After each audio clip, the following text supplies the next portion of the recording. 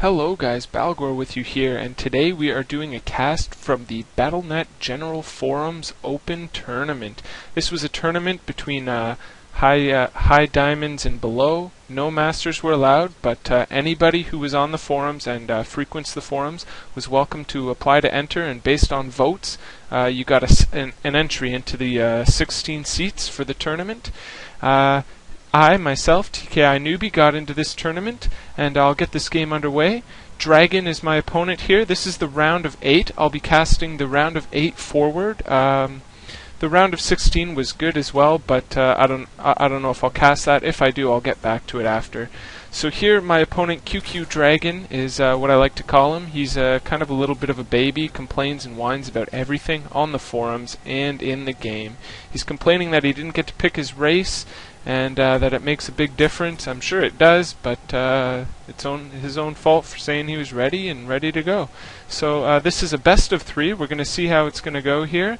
For the round of 8 and the round of 4, I'm not going to include anti-spoiler videos, but for the finals, should I make it that far, or whoever's in the finals, it's a best of 5. I'll make 5 videos, and that way the ending won't be spoiled of who wins or who makes it that far or what's going on. So anyway, here we have myself sending out the drone scout. Some people argue that drone scouting in ZVZ is not necessarily necessary, but I don't mind drone scouting. I prefer to see what my opponent's doing. I'd like to know if a 6 pool's on the way, that sort of thing. My overlord won't be in his base in enough time to see that kind of cheese, so I just want to make sure I don't lose to a lower league player to any kind of cheesy tactics or greedy openings or anything like that. So here we can see my scouts entering QQDragon's base, and QQDragon with his spawning pool looks like he threw it down at 12. I wasn't actually paying too much attention there. 12, and then he droned up a bit, so it's a relatively early pool, but not a totally early pool. So here I am harassing him a little bit, and he's pulled a couple guys off, and just keeping him on his toes, trying to distract him. He's got a lot of larvae here, a lot of unspent money, as you can see. So this harassment's pretty effective. I myself have opted to fast expand here, knowing that I'm pretty safe for the time being. Here, QQDragon pulls off all drones off the line. That's a horrible thing to do because you lose all that precious mining time. That sets him back for sure, like 15 to 50 minerals. I don't know the exact math behind it, but it definitely does set him back in terms of mining time. And so here he's going for a fast speed. This is a strong Zerg vs Zerg build, and but he is not pulling off gas. Interestingly enough, we'll have to see where that leads. When I do this sort of build on the ladder, I like to pull off the gas and just start pumping lings, but and then take my expansion. But he's opting to do a 1-base play, probably going to transition into banelings. So here he is moving across the map. I myself just have my spawning pool about to come up. I see these lings coming, of course, so I'm going to be making lings as soon as my spawning pool pops. And here it pops, and here come the lings. So anyway, my drone, he was on a move and wasn't watching, so he followed my drone out to the middle of the map, delaying him further, giving me more time to get those lings up and defend myself. So here he comes, he realizes I have no immediate defenses, so he's putting a little pressure on my natural, but my lings just spawned, so that pressure's over. He barely did any damage whatsoever. Now I have more lings than him here, but I pull back just in case, play it a little bit defensive, a little bit safe. I don't want any run-bys to happen or anything like that, as I don't have speed coming. He did opt to go for the Baneling Nest, and is still on 1-base play, producing more lings right now. If we look at the units tab, we'll have a look. I have more drones than him by 3, and at this stage in the game, it does make a big difference, especially with my natural up. I don't have to worry about oversaturation or anything like that. So my income's going to be higher.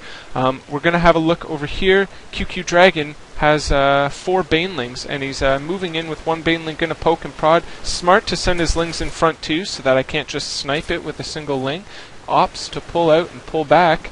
Here I send a couple lings to see if I can get some of his banelings, but QQDragon is paying attention. Not too bad for a scrub. And, well, he's actually not that bad. I don't know how bad he is. I think he's platinum. which is pretty decent. This forum consisted of gold, platinum, and diamond players. I don't think anyone below gold was in the tournament. Anyway, I'm getting some spine crawlers up just for added defense in case he goes all in. As you'll also note, I'm getting the Roach Warren. Roach is a hard counter to Banelings, so here I'm just sending a scouting ling, also trying to take out this Bane here. Almost got it, but not quite. I've got my overlords here giving me excellent sight and vision. I have an overlord here telling me that he has not yet expanded, just throwing that down now. And so here Dragon gonna go for another poke. I don't think he's really added any more reinforcements to this, so he's just kind of wasting time by not pushing in here if that's what he wants to do. I'm getting an Evo chamber up here with the spine in behind, a beautiful SimCity. Starting to pump that creep. I got an extra queen so I can keep the ramp blocked, as well as keep on top of injections and everything else. So here we see it looks like Dragon's just biding his time, isn't quite sure what to do. I'm seeing the expansion timing over here. No transition in tech except straight to layer off one base, actually. Not very advisable. I myself am producing, we'll go back to the production tab, I apologize, roaches. So now I've got tons of roaches out. The Banelings are not going to be as much of a threat. I'm still blocking my ramp, so he won't be able to sneak into my main and sack my drones, and it looks like QQDragon is falling back to his base, realizing he does not want to commit with his forces. My overlord seeing all of this and still seeing how much forces he has. I know that he doesn't have anything else unless he's been hiding it in his main. And this comes up now. I should start moving this overlord away because the queen is soon to come, but I'm pushing out anyway, so it's not that critical. Here we see Dragon's lair is almost finished on the production tab. What's he going to do with it? I'm not entirely sure. We're just going to have to see.